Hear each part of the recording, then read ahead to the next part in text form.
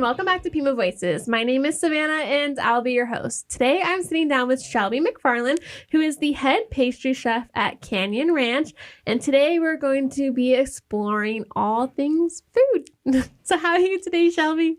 I'm well. How are you? I'm so good now that you're here. Good. So I've heard so many great things about you, and it all started at the hospitality ribbon cutting, and they dropped your name, and I was like, who is this lovely lady?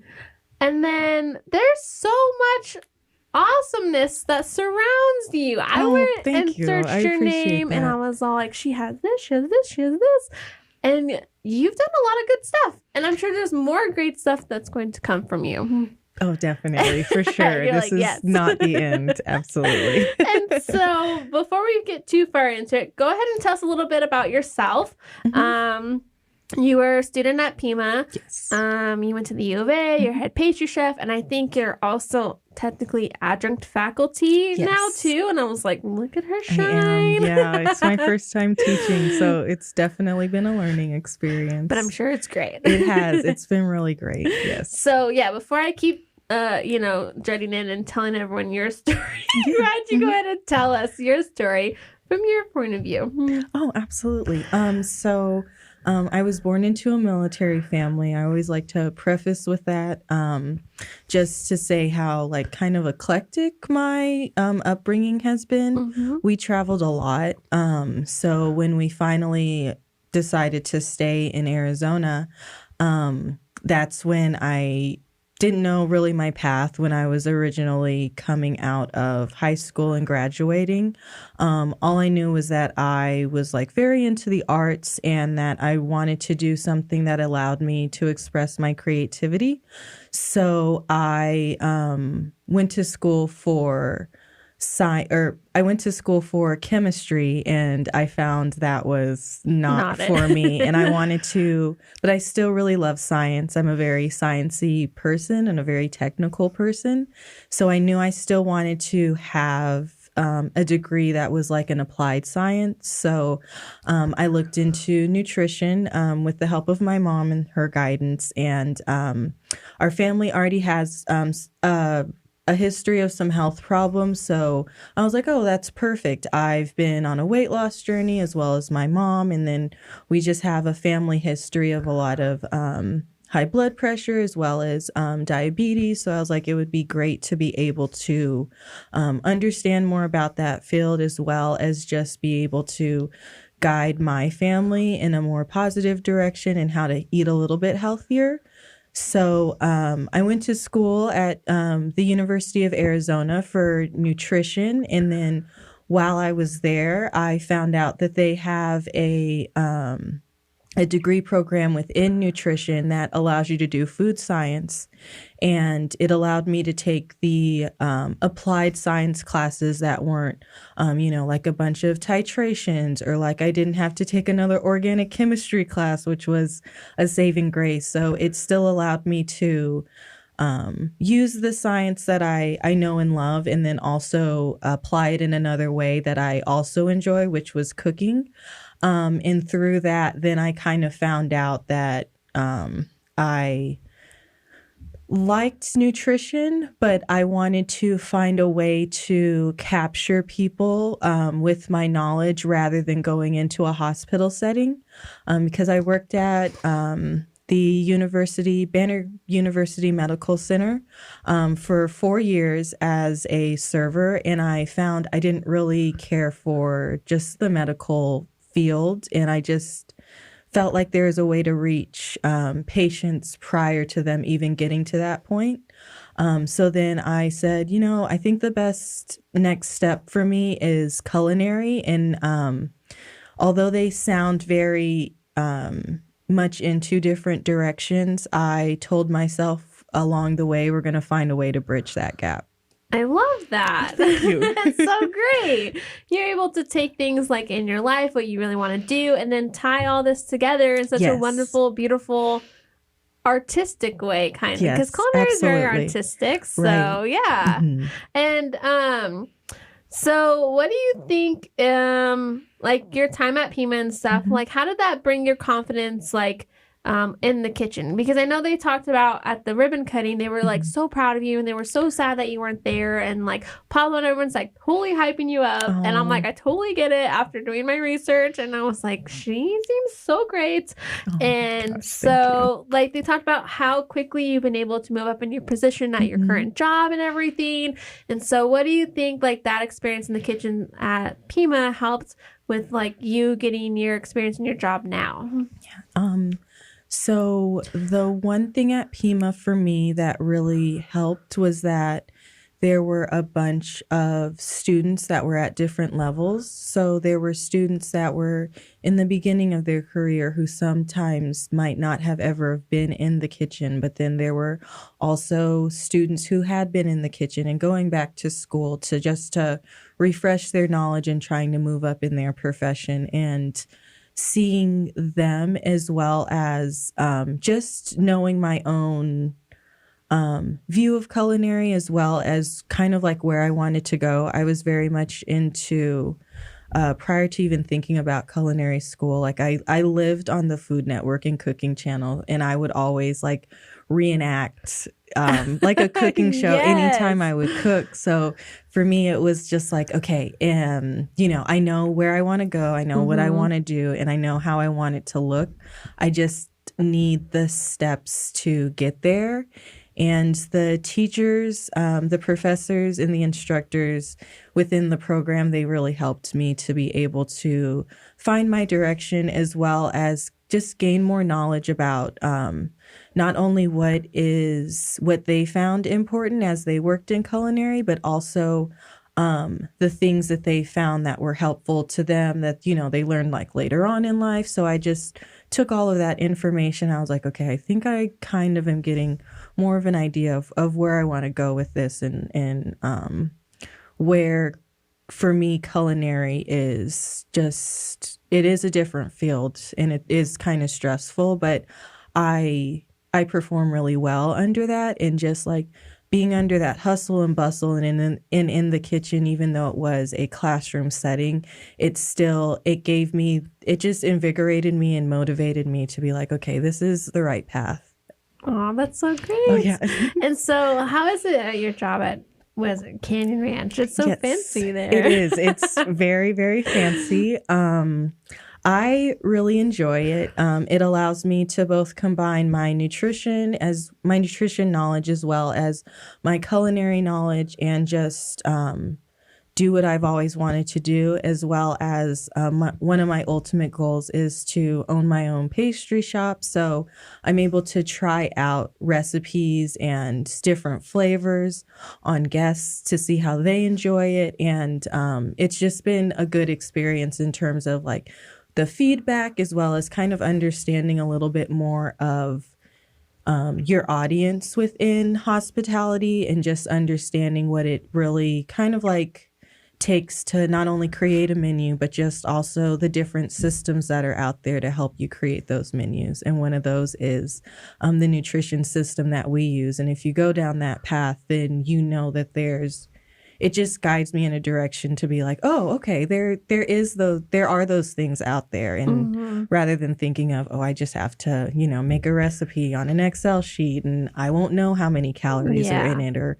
I won't know the nutrition facts. And so this position has allowed me to see like, oh my gosh, there's so many other flours out there that I can use that add nutrition, they add fiber, as well as I can know just the nutrition facts behind that and give that to whatever guests I'm serving in whatever environment, even outside of Canyon Ranch, which is pretty cool. Sometimes people forget like, oh, you don't just go in and make pastries or food or whatever. It really is like a science experiment, right? And you're understanding all these different elements, and you being able to implement that like nutrition science side and understand, like you said, there's different flours, different this. There's so many ways to make one recipe. Right. Yes. Yeah. Yes. And which is also super wild because like you always think like, oh, I'm going to make blueberry pancakes like this. But it's like, I can actually make blueberry pancakes in 10 different ways. Yes. Right. Exactly. And that's another thing as well that for me is super exciting about the field, is just that there are so many different ways to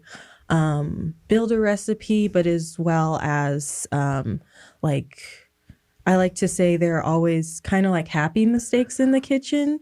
It's a little bit easier on the savory side. So like say that you mess up on a sauce or like break an egg-based sauce. There is a way to correct it that is a lot easier than say in pastry. But regardless of that, it's still it gives me a challenge that I haven't felt in any other field that I've worked in, and it just makes me happy to also see people really enjoy my food and to get just really positive feedback, and it makes me want to keep going and see how far I can push it. Yeah, you speak about it with such a smile on your face. I'm like, she likes what she does. Oh my gosh, I love it. I really do. I love feeding people and just like being around the table. I believe like the dinner table is a place that can create stories as well as tell new stories and share a history. And it's just, it brings community into our lives, which I don't ever want to see like dissipate. Mm-hmm. Yeah, I remember growing up, like one of my favorite things was Sunday morning breakfast because we all were able to sit together at the table. And we also like all had our roles and what we were supposed to make in the kitchen. I was just about to say that's always the good part too. Like me and my friends, we sometimes more often when we weren't as busy, but we used to always do Sunday dinners, and we would come up with a theme for the week of like what we were going to cook for that dinner, and we were all assigned roles, and it would just be so lively in the kitchen, and we'd share how our day was going. It's almost like a decompression, which is nice. And I would ask my friends, because they're not much of cooks, just like, why don't you guys want to get into the kitchen, especially with the decline of younger people cooking in the kitchen? For me, it's really important to understand how to get them back into it, because that's also another mission of mine, is just, like, don't lose sight of being able to cook for yourself. You gotta live. You gotta eat. It's also not as scary as you think it is, right? Yes, the exactly. Can be scary. Right. It's not. It's something that can be therapeutic and decompress. And with friends, I think it's easier. With friends and family, I think it's easier for that to happen. Mm-hmm. I know. There's times I'm like, I don't want to cook in the kitchen because it's like, I made such a mess for 10 minutes of happiness. Right. Yeah, exactly. Yeah, that's the other thing too. It's like, where it's man. Right. I'm like, can someone else clean up my kitchen? Like, I wish. We all need a dishwasher. Come in at night. Yeah. But no, I think food is such an important part of life. It can really bring a bunch of people together. Exactly. And I think that's really wonderful and beautiful about it. Whether like you're a recipient of that food and someone else is in the kitchen cooking, or you're coming together and cooking, like there's so much joy that can happen just from food. Yeah, exactly. Yeah. And you can share, like, just for me and my sister growing up in the military, we were exposed to a lot of different cultures. I have a long history of military families. My mom, she was also a military kid. So, like, she will make she always makes, it's called lumpia. It's like a Filipino egg roll. So, like, I mean, even that brings out stories about when she was growing up and what it was like to live in the Philippines for 5 years, and just all of those types of, what their culture is like, and just like you're able to experience another culture without leaving your dinner table, which can be so profound for not only your palate and your digestive system and introducing new microbiomes, but just like it makes you feel more connected to the world. You talk about it all so wonderful. I'm like, thank you. I could just listen to you all day talk about food. Thank you. I could talk about food all day. And so now that you're also adjuncts, like how wonderful is it that you're a student and then you get to come back, right, into the college and like share your experiences. And I think another thing that's really cool about you is you were part of the Legacy Network with the James Beard Foundation. Oh, yes. That's a pretty cool thing. Oh, thank you. Like, yes. I was like, the James Beard is like a really big deal in the food and culinary world. And I was like, what's that? Yes, it is. And I am obsessed with the James Beard Awards. So I've always wanted to find a way to be a part of their foundation and their program. I've signed up as a member prior to even being in the Legacy Network program. And when I found that program existed, and what that program is, just to kind of give a little bit of background about that, is it is it's a program of not only chefs, but anyone in hospitality can join, excluding servers, unfortunately. Sorry, servers. But they are all professionals in their field. So we had everything from chefs to sommeliers to some of the participants were food photographers, but it was mainly geared towards minority groups that don't get the opportunity to really see what's out in the field unless they go out searching for it themselves. So we were assigned different mentors, and we were able to talk to them just about what our goals are, as well as our just like even personal things, and form connections with people, with different chefs and different culinary and hospitality professionals across the nation, just about what they were doing, what ideas they might have had, how they can help us with what we're going through. And even though we were in those different states, we really formed a tight-knit group of just like how our love for food, as well as just the impact that what we were doing could make. And I just learned so much from that group of people. Like, I still stay in contact with them. That's awesome. Right. And then once again, just like that community, it was so important to me to find someone or a group of people who kind of understood what it was like to work in the culinary field, because it can be very hard, especially when you don't have anybody who's in that. And then also on top of that, being or becoming an entrepreneur. My family particularly, aside from cooking family dinner, they're like, why would you decide to be a chef? Mm-hmm. And like, why would you decide to work in these kitchens and have these long hours? And, just like they understood the passion. They just kind of were missing more of the why I'm doing it as hard as, or why I'm going as hard as I am. So this group of people, they really helped to see like, oh, there are chefs out there who understand me and who are willing to help with those things. Yeah, that's really wonderful to have. Like, we know I've spoken about like finding your community and things. When you find your niche, like you just mesh so well with those people. Yes. Like, it feels comfortable. It feels does. right. Yes. And a lot of times you find that in the classroom here, where it's like, oh, I don't want to take these gen eds, but then you finally get to take those art classes you really wanted. Exactly. And it's like, oh, you guys get it. Like, you understand. Exactly. Right. And the confidence that builds in you, like before, not only in that program, but just like through my journey, I was very uncomfortable, which is good, but it's also a little bit detrimental, just because you're unsure of your path, and you don't know what direction that you want to go, and you're like, oh my gosh, will anyone ever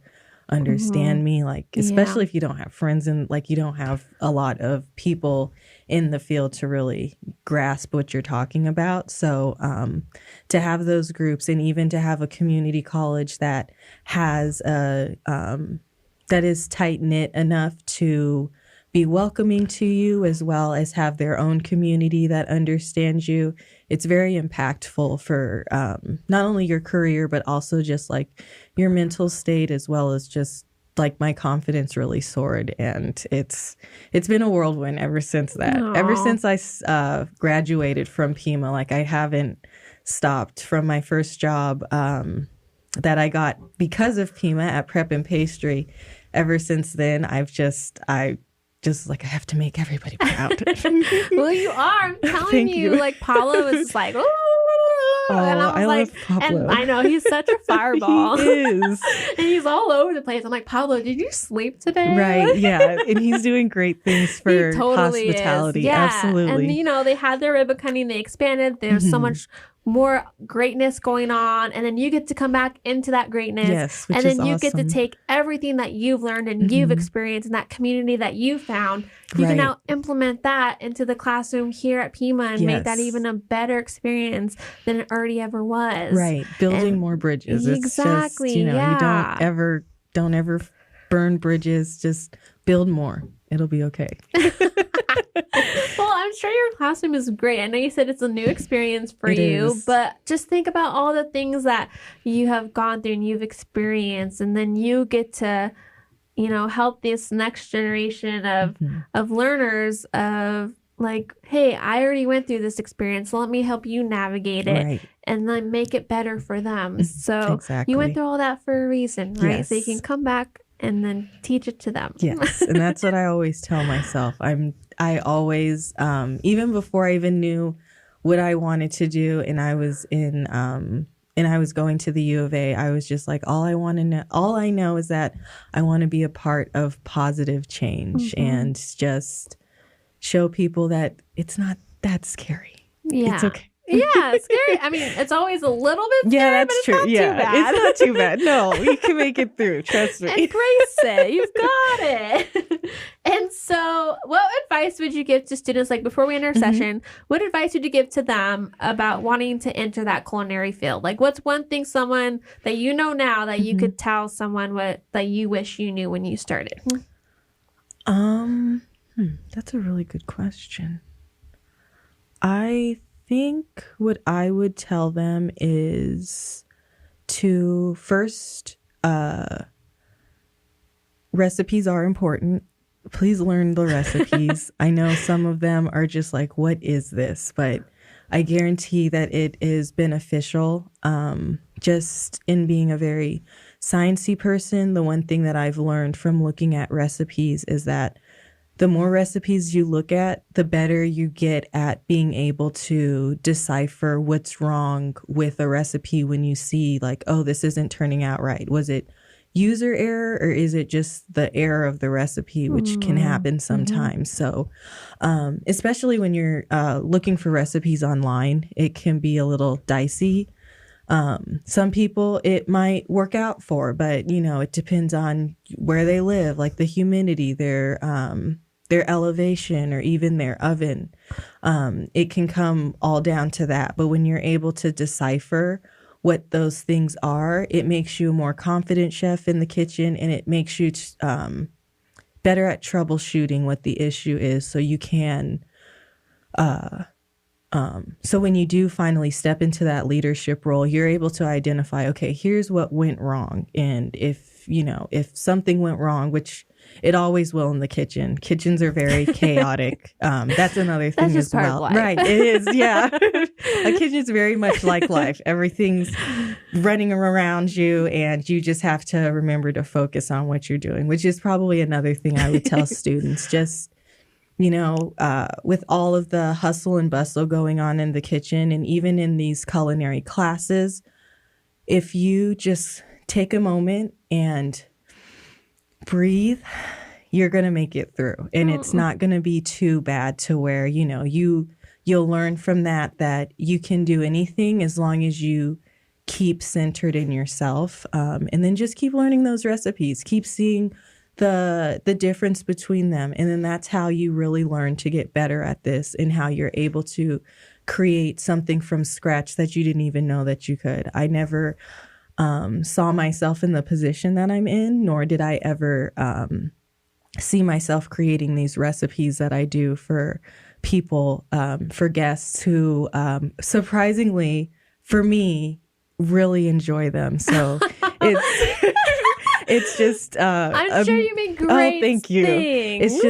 It's just still shocking to me sometimes, and kind of surreal to see, like, oh my gosh, like, yeah, I did that. Like, it's just but I don't know if I would have been able to do that if I didn't listen to my instructors and just those little key things that they tell you, to where, usually it comes to you when you're prepping and you're cutting all those carrots and you're like, yeah, whatever. I know how to baton this, or, I know how to dice or whatever. Yeah. But then you're like, but if you use this, then you're like, you'll remember that later on. And Those things are the most important thing in hospitality.